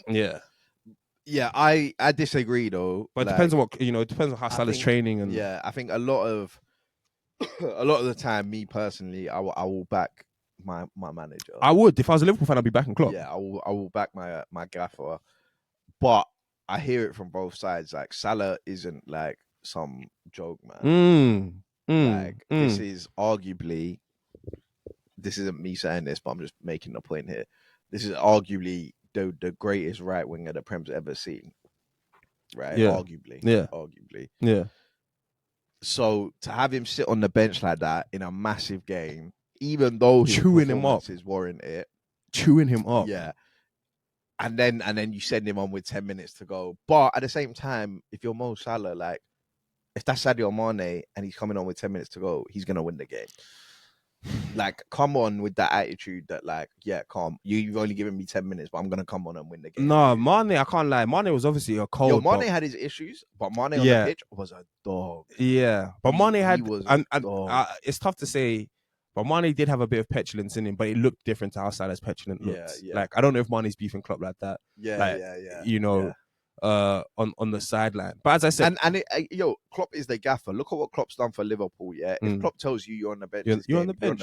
If Klopp tells you I need 10 minutes from you to go and win this game, go and win that game. I think Salah, and I agree with you, and I agree with that 100%. I just think Salah was probably thinking it's one or the other. If you're benching me, bench me. Yeah. If I'm starting, start me. Yeah. Don't give me the 10-minute. I know what that's the Shaqiri minutes. Those are that. Don't give me the like. But I mean, Salah should be humble enough to take those minutes and still give everything and X, Y, and Z. But all I'm saying is, I understand where Salah's potentially coming from. He's feeling kind of a little bit disrespected because he's obviously going to start him at home versus Tottenham. But Salah's like, that's how it's gone. Like, you know, but you're a part of that, bro. Yeah. That's what Klopp will say. You didn't turn up against Everton and that's what Klopp will say on a Wednesday. Now it's Saturday 12:30. Maybe you need your rest. Yeah. So I do see both sides. I think the more like damning thing is that like Klopp comes out in his interview and says, "Yeah, we spoke about it in the changing room. It's been addressed. It's done." And then Salah comes out into the mixed zone where the journalists are and says, "If I speak today, we fight." Like, so clearly it's not done. Like, and then there's rumors about Salah leaving. Ornstein comes out and says Salah's committed to Liverpool. Gonna stay. I think those will flip flop, man. I don't think Salah's 100% gonna go, but I think we're gonna get a summer of Salah transfer saga drama. I also think if this new manager isn't, first couple, it could be like, it won't be as bad, but it could be a Rashford thing. It won't be as bad because Salah will get his numbers. You'll still get his numbers, but it will look, the body language and stuff could look like the Rashford. I think Salah is waiting. He'll wait to see what he's going to tell the club. Calm, make your transfers early. Show me the intent now, and he'll wait to see who comes in, who's joining the club. Yeah. And if we're starting to get to August, and he's like, well, it's he'll start trying to like looking good. Virgil's left. Yeah, Virgil's gone at that point. But Thiago, all these guys. We'll cover that when it comes. And if it comes. But Aston Villa versus Chelsea. We've spoken a bit about the top four, whether Tottenham will catch Villa. Villa took an early 2-0 lead. They were fully in control of that half, and second half, Emery does what he does and decides, we're just gonna sit back and not even try and get in their half. And it was all Chelsea in that second half. And they could have ended up winning the game. Cole Palmer had a chance before even Dizazi's goal got ruled out. Where he went through 1v1. But at half time, I know a lot of Chelsea fans thought it'd be 5-6 again. Out. It's a knife edge that Chelsea fans live on, man. It's a knife edge. So fair play to them for coming back out, showing some fight, getting back in the game, scoring the 2 goals, and potentially being able to win it. And everything in that second half came through Madueke, who had a good game. Yeah, he scored a good goal. Goal and assist. He came. No, to be fair, I think I don't know. I'm still a big fan of actually what Emery's done this season. He's trying his hardest to fuck things up, Emery, but the fact that Villa have been in the top 4 all season. Yeah, he could be manager of the season. All season. Yeah. Yeah, it's the Eddie Howe drop of last year. Like, it's incredible. Yeah. 100%. Like, not even one of them ones to drop out and then, pick up some form and storm back in. To be there all season on merit. Yeah. They've never really gone through like Tottenham have had some big dips. Yeah. Winless in 6 or whatever. Yeah, exactly. You can see them bears. No, like they and he's obviously, the good thing about Emery is he's found a few different players This Rogers guy, you've Yeah. mentioned he's come through the City Academy. yeah. He's been in some good performances recently. Yeah, scored a good goal. You know, so it's disappointing 100% that you don't beat Chelsea at home. But I also do feel as if like, and I know we just slapped up Chelsea 5-0, but you actually don't know what Chelsea you're gonna get. Like it's one of those ones where you have to take the result on the day. Like they, you know, they. I thought Caicedo played well as well. That was one of the best games I've seen him play for Chelsea. Yeah, you know, it's interesting. I think for Chelsea, this would just add to the frustration. Like, why do we have? And you know who they're gonna take it out on? big dog. Push. Big Adge. Nah. Oh, that's what you mean. They're coming to Stamford Bridge. Yeah. No, I just think that if you're a Chelsea, Nicholas Jackson, it's time to rise. If you're a Chelsea fan, the Jekyll and Hyde of this season has got to be just so not unbearable, but like just so frustrating as a football fan. Like, and you can see, like, obviously you can see it throughout the season, but in that game, you have 45 minutes of dross and then 45 minutes where you're fighting, showing everything. And it's like, if we have that second 45 minutes, expand that, put that over another 2 or 3, 4 games, we're fighting for top 4. We're fighting, you know. Yeah. Like, show a bit more consistency. Yeah. Mudryk, by the way, he reeks. He is a terrible footballer. No, he reeks. The amount of times the ball was coming into him, his first touch was going straight to a Villa. Sloppy. He hit one shot that went out for a throw, I think. It was just, it's looking like... Thiago Silva's is done. Yeah. Thiago Silva leaving. I told you he had to start. I know he was crying in his like, you know, goodbye speech, but I know he was happy. Yeah. I know he was like, finally, this is done. This will just kind of kill his legacy if he keeps playing here at Chelsea. At first he was like, you know, I wanted a new challenge. I'm in England, Tuchel. I'm fighting for top 4 positions, Champions League. And then it's like, all right, I don't know at the age of 40 if I should be fighting for 10th. And 11th place. But it's obviously because he won the Champions League or whatever, but it's not going to be like a Casemiro and Varane in the sense of like, you can see that Thiago Silva kind of loves Chelsea. Yeah. Like him, his missus, his family, they found a home. He said he was meant to be here for 1 year. He stayed for 4. Exactly. They found a home.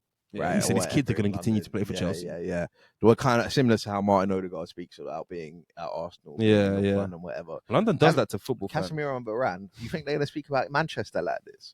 You think they're going to talk about United like this? Nah, man. and that's the perfect segue to what was, and I've said this, but when I say it, people crucify me. But when Ten Hag says it, it's calm. The Man United are the best team to watch in the Premier League. They are the best team to watch. Yeah, if you're Man United, but when I say it, I have an agenda. But when Ten Hag says it, then cool. When Ten Hag says it, he has an agenda. Yeah, it's to keep his job. Like, but yeah, Man United won, Burnley won. I couldn't believe this game. At Old Trafford. I didn't watch it, but I was looking at the scores, and as I told you, when Man United went 1-0 up, 79th minute with Anthony, I was like, I was naive. But I was like, they're going to see this out. Surely they've won this at home. 1-0. Yeah, they're going to pick up the points. Anthony's first Premier League goal, by the way. And it was actually this season. Good goal, good finish, you know, type of thing. I don't understand. You saw the Zanderberger pass, though. Yeah, the pass is ridiculous. But that's Burnley. That's Burnley. We know that to be Burnley. 80 minutes of good ball, have a go. I find Anthony's finish so funny. The way he's falling. Yeah, I didn't expect it to go in. I'm a bit suspect of Murray. Why doesn't he fall without his arms? Yeah.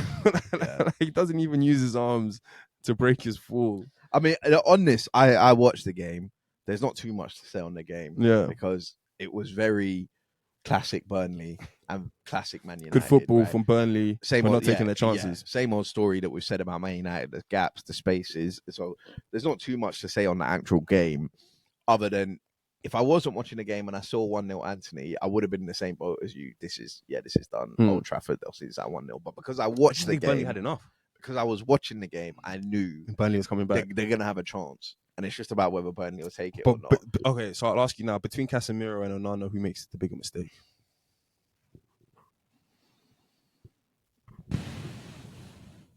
I don't know if there is a bigger mistake.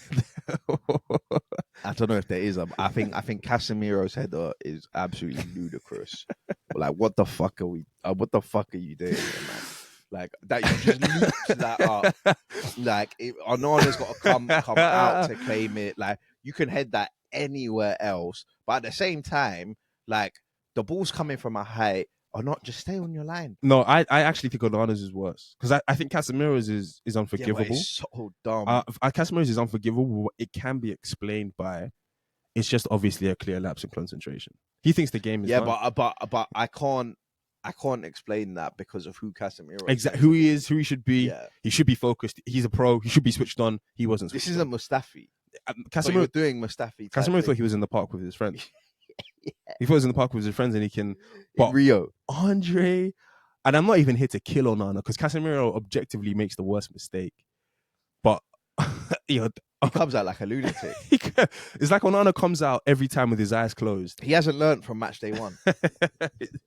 It's one of those ones where it is ridiculous. Like the ref, and I know the ref didn't even give it real time, but he has no choice. He has no choice.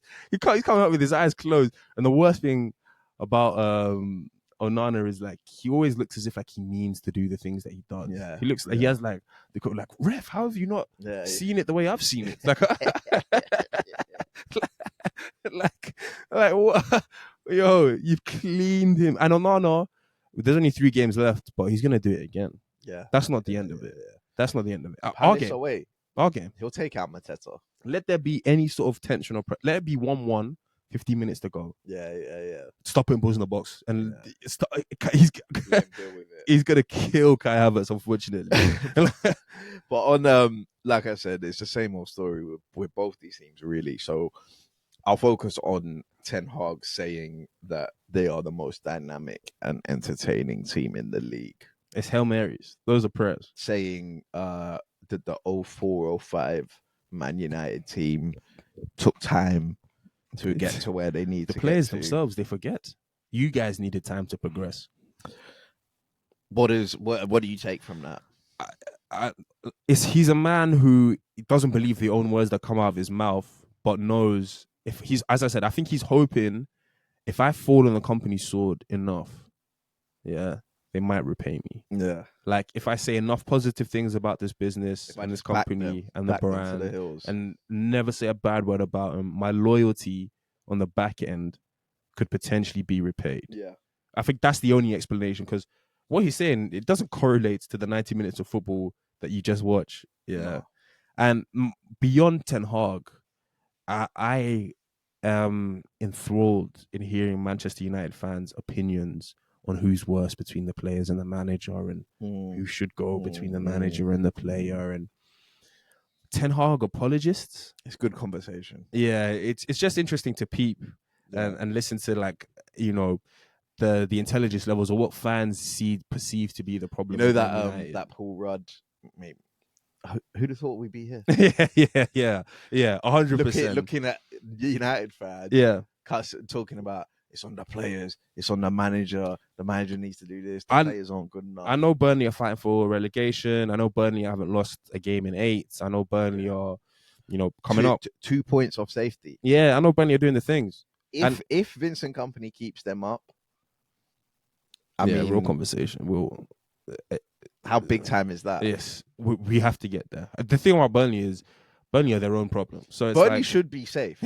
Yeah, mathematically they should be safe. The less in the basket's turnovers. If they cut out their turnovers, you see Brighton's goal in a month is that one that goes under Murich's foot because they didn't score against Bournemouth. Yeah, that could have been 2 extra points for Burnley just like that because your goalkeeper can't. And there you are, football. level on points, putting real pressure on.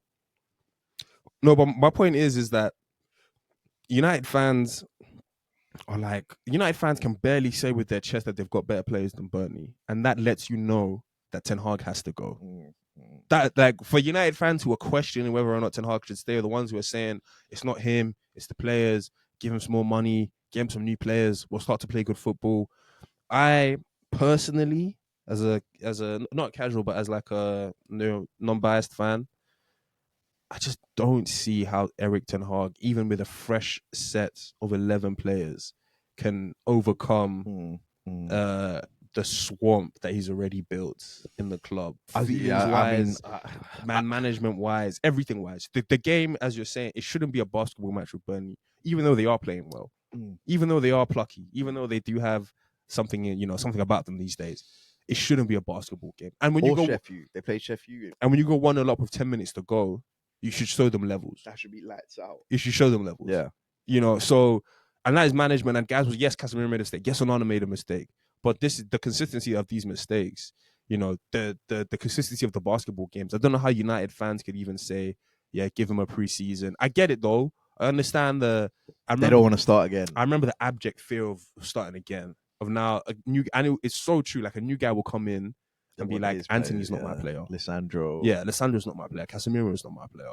I'm gonna need $1 billion to turn this. I'm gonna need $1 billion to turn this around. But part of me wants Ten Hag to stay, because if you decide to keep Ten Hag, you're just delaying it for another year or 2 years, and Ten Hag will probably go to cup finals, but it won't change the lack of what I would see as steady progression that Man United need. I don't think Ten Hag is gonna have that steady progression. He might have one good year, one bad year, one good year, one bad year.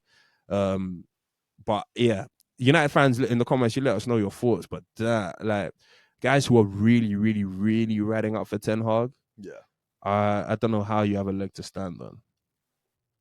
At this point, like, I mean, you can back your manager. I remember I was backing Emery for longer than most people at Aston. Yeah. But there came a point. Even on Teta, we backed him in dark times. Yeah. But there came a point where it was just like, yo, like, this is not getting better. You know what killed Emery was that Watford game.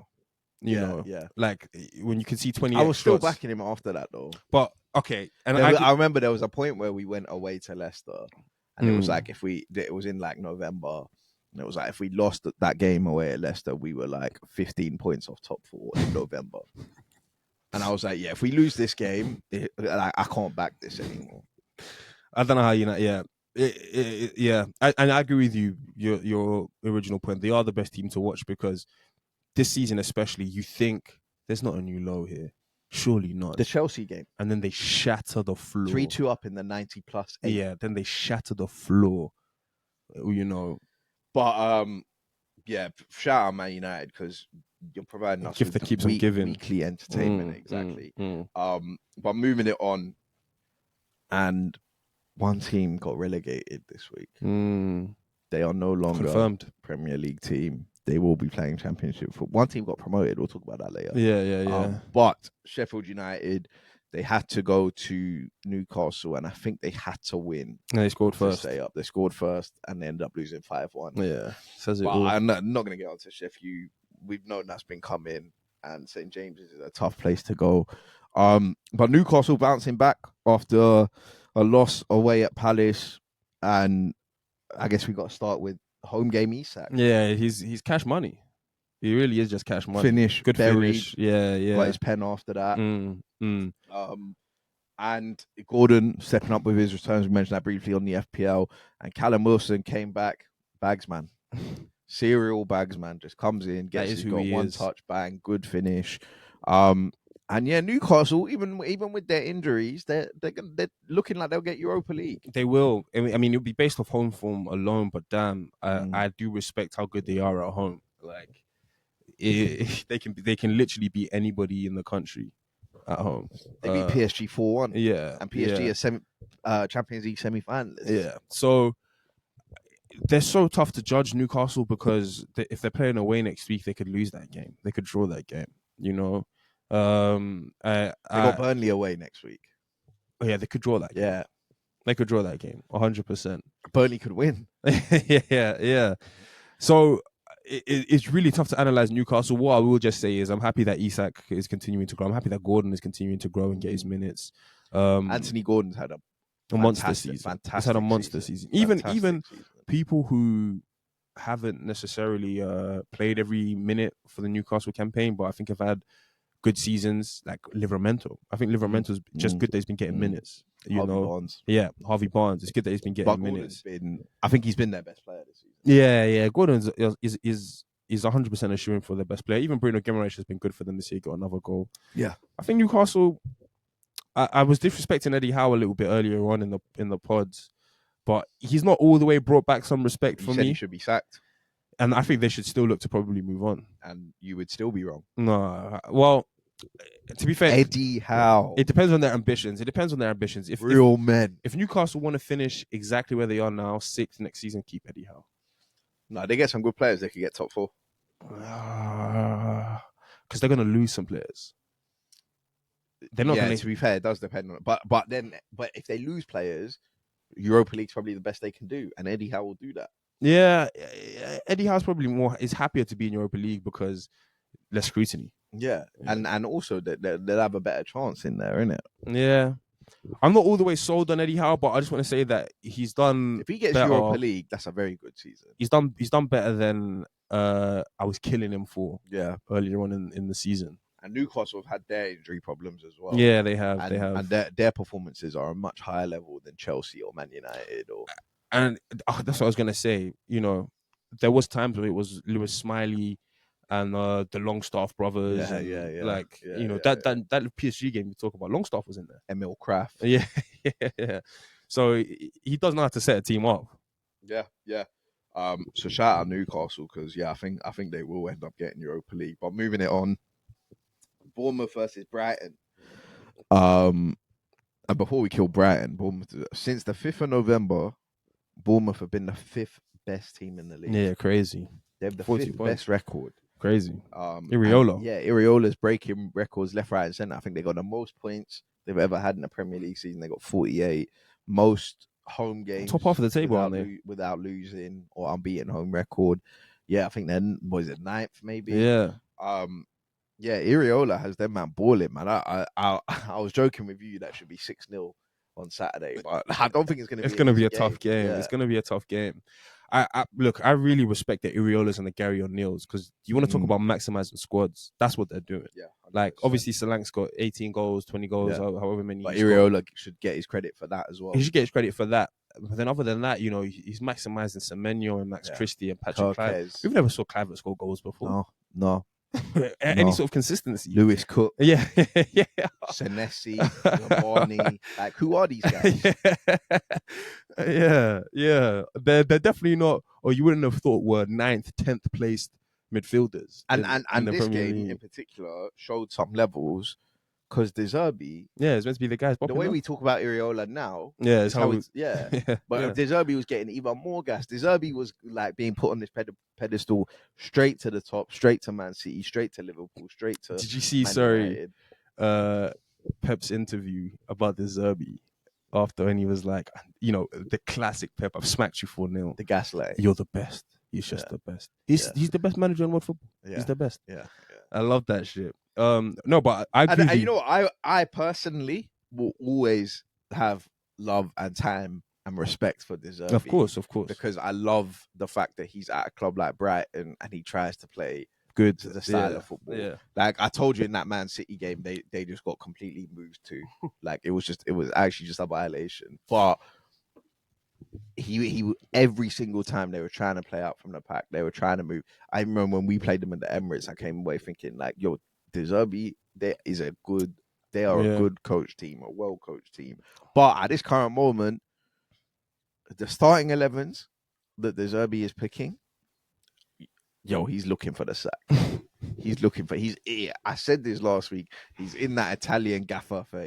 I'm angry and I'm showing you. Yeah, just like I will drive this club into the ground. Pay me out. Exactly. Pay me out. Exactly. I want to go constantly. The directors they don't match my ambition.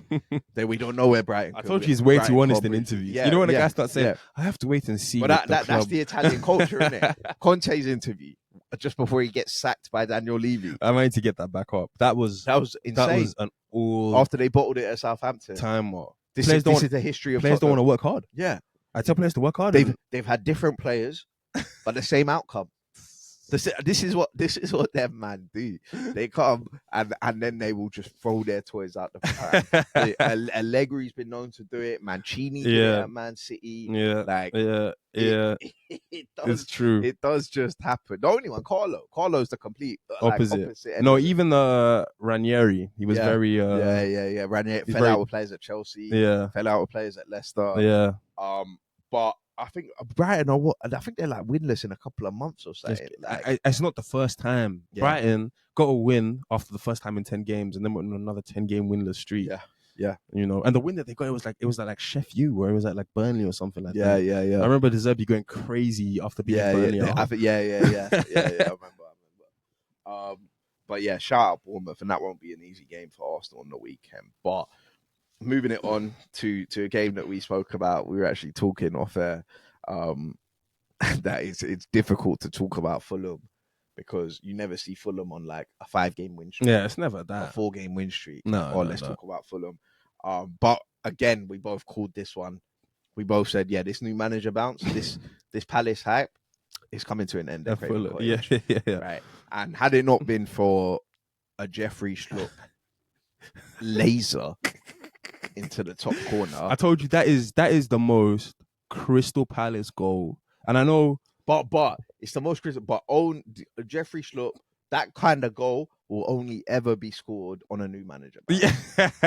For a club like Palace, that goal will only be scored on a new manager. Hey, I'll tell you, if you look through Crystal Palace's goals of the season, there comes a time where, and I agree, it's probably during the new manager bounce, but there comes a time when Ayew or Schlupp or Milivojevic or Andros Townsend, Lerma pick up the ball from 30 yards and rifle it up. Yeah. All the cliches. You could have 4 keepers in there; they weren't going to get to that. And this Schlupp goal is unreal. That is ridiculous. It's unreal. It's ridiculous. The sound of the ball hitting the back of the net. Yo, Leno, before he has time to set his feet, it's gone past. It's hit the net. It's gone past him. It's done. Yeah. Your boy Muniz bagged as well. Yeah. Happy that for was Muniz. why I told you to keep him in. Yeah, no, happy for Muniz. I said the only thing I said about Fulham is I need Fulham to lose their next 2 games. So they go into the Man City game with 0 expectations. Everybody's expecting this to be an easy game, including the Man City players. Yeah. And then yeah, it will be. Yeah. Monster class. Willian. Yeah. Andres Pereira starts knitting things together. But yeah, I mean, shout out Marco Silva. Shout out Glasgow, Oliver Glasgow as well. Just the run. I know it's the winning streak or whatever has come to an end, but always respect Marco Silva. Yeah. Marco Silva can do you. Knows what to do. And I didn't watch this game, but I've seen the highlights, of course, and I've seen a lot of people say that Adam Morton played well. Was pulling. No, he played very well. Making things tick. And again, like I'll be watching that guy. Palace have got Man United on Monday. Yeah, that's obviously tuned in. And I need Adam Morton to cook. Elise. I need Elise to get one of the centre backs slipping and sliding. Casemiro. Oh, come on. Mateta. Come on. Bully job. Can you imagine Mateta bully job? Just too strong. Eze in the pockets. Yeah, come on, man. But yeah, we'll move on. We'll speak about these games quickly. Wolves versus Luton. 2-1 Wolves, 2 good goals. Yeah. Hwang scored a good goal. And on the Luton side, they play Everton on Friday. Yeah, Friday night at home. Already safe. Yeah, Everton already safe. Brentford already safe. It's literally Luton have to win that game. Yeah. They can't get a draw. They have to win that game and put some real pressure on Forest. Because Everton, you don't want to be playing Everton home or away when they need something. Yeah. Because then man will just grind out a similar. What do you think Sean Dyche is going to do, though? What do you think his approach is? Is it better? Sean Dyche is going to be telling these man, like, we need to go to the end of the season, whatever. But them man are going to be on the beach. Yeah, mentally. Right? Same thing as, 2 seasons ago, we played them on the last day. Yeah. And they'd been safe. Calvert-Lewin scored or Ali scored, and there was a pitch invasion. And that's it. When Vieira kicked the fan or whatever, and they came to Arsenal, they were on the beach, man. 5-0, 5-1 or whatever. It was calm. These men are going to be on the beach. And that's why I'm saying Luton have got to capitalize. Yeah. At home on a Friday night, they have to win this game. Passion and just like, dog for the last 3 games, like that really should be what could get Luton. I should be getting Luton over the line. Obviously, you need to be tight and all those other football things, But in that game specifically, you're going to want it more than the Everton players, and you should play on that. Yeah, the balls that are going into the box, all that kind of stuff. Somebody is gonna have, if Ashley Young and them man are there, somebody is gonna have a lapse of concentration. Yeah. So just wait on that and pray on that, and know that obviously I mean, obviously, I don't need to tell the Luton players what's at stake. Yeah, but second season in the Prem is and don't whatever you do, don't give up easy goals. Yeah. Because Everton are not gonna like carve you open. Yeah, and like have patterns of plays to break you down or whatever. Just don't give up easy goals, right? And if they win that, they have a real chance. But speaking of Everton, they played Brentford. Yeah, 1-0. Obviously, both teams are safe. They got the 1-0. Sean Dyche getting the job done. And, without the points deduction, he'd be level on points with Wolves. Is it? And the way we speak about Gary O'Neill, Yeah, we should be giving Sean Dyche that credit. Been doing it. No, I mean, he's got to be an MVP of the week. 2 points deductions, and he's already safe. We still got teams that are scrapping it out who have every single point they've achieved this season on the board. So. But at the same time, I don't think anybody needs to say too much about Sean Dyche. If you watch Premier League football, you know who he is. You know his pedigree. There is a certain level of respect for him and the game that he has. Yeah. So it's just a really big kudos. There are a lot of podcasts that won't give Sean Dyche his respect though.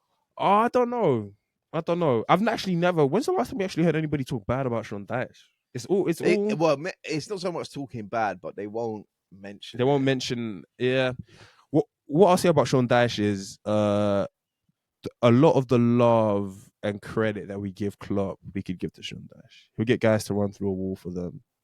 He'll be tactically sort of available. I think he wouldn't have bought the league with the Liverpool team. I'm joking. I'm not going to touch that one with a 10-foot barge. I'm not going to go do that one. I do think there's obviously the quality of players in the squad and everything else, X, Y, and Z. But I see a lot of Klopp and Sean Dyche. Okay, we should move on from this.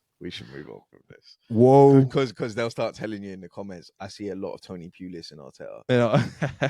The last team to score more corners. Tony Pulis is West Brom. Tony Pulis is West Brom. And when you had the Craig Dawson, Olsen, and all these big men coming up from the back to head it in. I remember that he's just a Spanish Tony Pulis. Claudio Jaco. But they were calling him Tony Pulis in the dark days. Yeah. Tapas Pulis.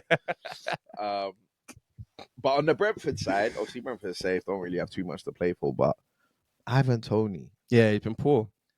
What's he got? 1 or 2 league goals? No, he came back and I think he was 3 and 5, and then I don't think he's got more than 3. Yeah, and then he hasn't scored again. Obviously, he's been injured, but these performances, where's Ivan Toney getting his move to? I don't know. Do you know what? Ivan Toney will get a move. I don't know where he's going to go to. United will probably snap him up. Ineos will probably make that decision. I think United would. Obviously, United would. They need a striker, take him. Prem proven, all the kind of rest. But I think for Toney, I'm actually going to cut him some slack because he's been poor. He's been performing poorly, but it's also somewhat coincided with Brentford's safety. It was like they came back and they were fluttering on the edge of relegation. He came back, he scored goals, he helped them get a couple of points. He thought he was the man again, and then Brentford sort of started to look a bit more safe. And mentally, I think it must be very weird trying to find your rhythm when 23 football matches have already been played. Yeah, but it isn't an entire. But from excuse. From the conversations we were having about Ivan Toney, yeah, he's dropped off in a lot of people's estimations. Very confident he's not playing Champions League football next year. Yeah, I am too. Which was the goal. Yeah. No, I am too. I mean, yeah, half of that is ability and half of that is also probably personality, because it does take now a certain personality to play for the top 4 clubs, and who knows what Villa could be up to. They might try and do a Watkins, Toney. No. Front 2. They got John Duran, man. They don't need that. If Villa get money to go Champions League. They won't, but they won't buy a striker. No, I expect them actually. That's like Tottenham getting Gibbs White, bro. No, exactly. If Villa get money, top 4 money, I expect some really stupid signings. Yeah. I expect them to just be like, oh, we're gonna be Harry Maguire. Yeah, we're gonna be understaffed because of all the games the Champions League has to offer. Yeah. And then mad guys are just gonna be getting deals to come and join Aston Villa. But look, I mean, that's all the fixtures for this week. We will do MVPs and rookies of the week. Yeah. A couple of my MVPs. Firstly, Leicester back in the Premier League. Enzo Maresca as well. the Leicester manager. Jamie Vardy scoring twice. They're back in the Premier League. They only had one season away. Mikel Arteta, back-to-back away wins in the North London derby. And then I've got 2 basketball-related MVPs, might have similar. Now, I gave one on the last pod to Jamal Murray. Yeah. And he could get it again. Because he had another game winner. But I'm not going to give it to Jamal Murray. I'm going to give it to Michael Porter Jr. Because... difference maker. What Michael Porter Jr. has been doing... there's only been one playoff series so far, right, against the Lakers, right? But what he's done in this series is show me that he might not be a role player. He's got it might be a big 3. It might be Murray, Jokic, and MPJ. Look, it 100% goes beyond, without question that if he can continue that shooting form, they will win. Yeah. Like, they won't be stopped. If you can count Michael Porter Jr. to get you 20 points, 25 points in a game, every game, they will win. Yeah. They will win. Yeah. So then he is a big 3. Yeah, I know. I agree with you. I'll give it to Jamal. I'll give it to Michael Porter Jr. Obviously, Anthony Edwards. Yeah, I had him. He needs to get his love and shine. The Phoenix. Yeah. And my rookies of the week, I do want to give KD a rookie of the week, but I do feel it's one of those ones where KD himself has played well. Yeah, he's not done. But KD, the not businessman, but like sports GM, he doesn't make the right decisions. And obviously this is 100% hindsight, because at the start of the season when he went to the Suns, a lot of people were saying, "Oh well, Devin Booker, Bradley Beal, Nurkic, like, oh, this is a big team. This does look good." Yeah, but yeah, when you start to look at actually all the other talent in the league, Anthony Edwards and even a Tyrese Halliburton, even a Jalen Brunson, you start to think, I know what LeBron and KD and those guys are doing. You're 35 plus. You want to attach your wagon to a young star. You should really be doing the heavy lifting, and then you just be supplementing his greatness with your little experience. But KD's got that all wrong. Yeah, and I don't think he's going to change next year. No. Like, I've seen enough this. When you get swept in the first season this year, it's going to be tough to redo the whole roster, and I don't think the stars have enough to overcome the stars of the other team. Yeah. So that will give him a rookie of the week from me. Well, just because, and it's tough for him to see this coming. You can't have a third eye, but it's been the third time now that it's not worked out for you. Yeah, courtesy of Oman, who made sure that Kevin Durant was going to get a rookie of the week. He will get one from me, and not so much. I agree with what you said about him, but not so much because of that, but because I told you from the moment Anthony Edwards start calling ISO plays KD, it's not a good look, and draining it. I kept telling you KD's gonna get his get back. Do you know at 3-0 going to Phoenix? I told you KD's not gonna let him get swept, and he got swept. Do you know what's funny? Well, Denver didn't sweep LA, but KD got swept and allowed his team to get swept by a West team, a very good Minnesota team, but they're not the Nuggets. And like you say, it's not like KD's played bad, but you're KD, man. Like, get one on the board. Yeah, no, I agree with you. There was something else I was gonna say on it, which has just completely left my mind. KD getting numbers. Oh yeah, it was so funny hearing Anthony Edwards talk about, like, you know how you was just saying, like, they always tell people they're going to Cancun. Like, Anthony Edwards was talking about, I can't wait to play with KD in the summer, and like keep reminding him that I sent him home. I was like, imagine hearing that. Obviously, KD's won his chips. He doesn't have much to prove in the NBA. But imagine hearing that somebody who has you as their favorite player is continuing on in the season. You're going to Cancun, and he can't wait. Well, you have to wait for him, but he literally can't wait to meet you for playoff. But I think in basketball, there is kind of like a... But you don't want that. Like, KD will see him as like a little brother kind of. KD will see him as a little brother. It won't be like venom. No. Yeah.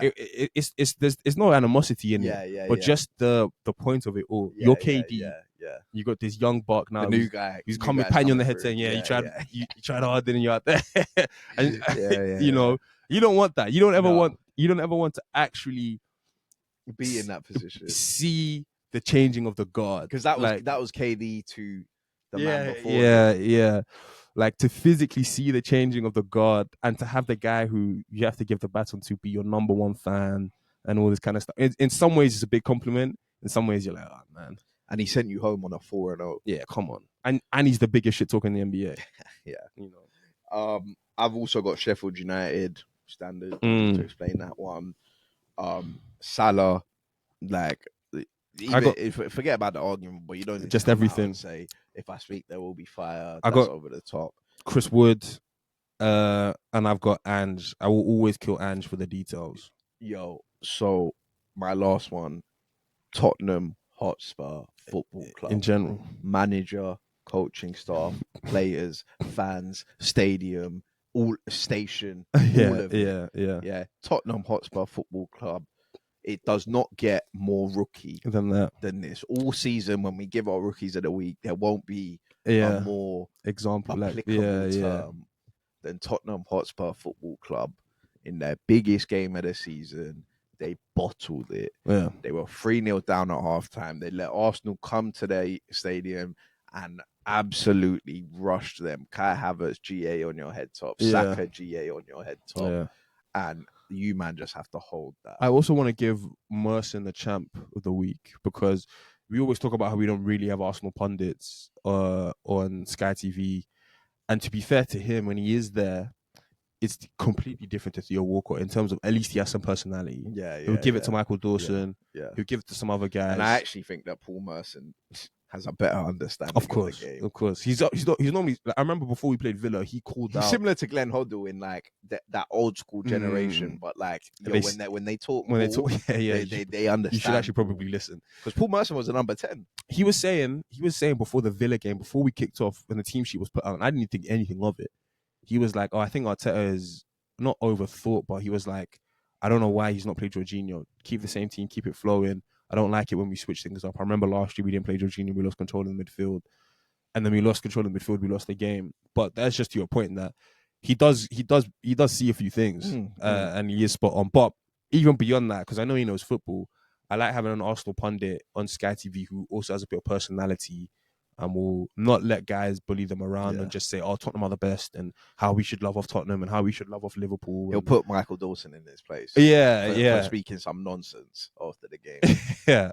So champ, Theo. And even when he saw that guy in the Arsenal shirt with Mercy, it was nice. They remember me. I can't believe that. But Theo, would whimper in the corner. And, you guys are but to be fair, Theo, after we won that game, do you know what? The digs he would have been given to Tottenham would have been good to watch. But in terms of just a pure pundit, I think Merson deserves that MVP. Yeah, no, I'm a fan.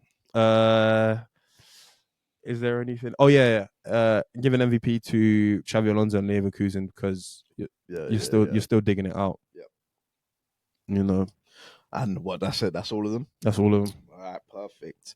The Bayern Munich Real Madrid game is just about to kick off. So that's perfect timing. Thank you guys for listening. If you've got to this stage of the episode, please like, comment, subscribe. We got 3 games left of the season, so we'll have at least 3 more pods. And hopefully we will pray Man City drop some points. But it's looking unlikely. But regardless, shout out Kai Havertz. Kai Havertz to get an MVP. Big week. 2 goals against Chelsea.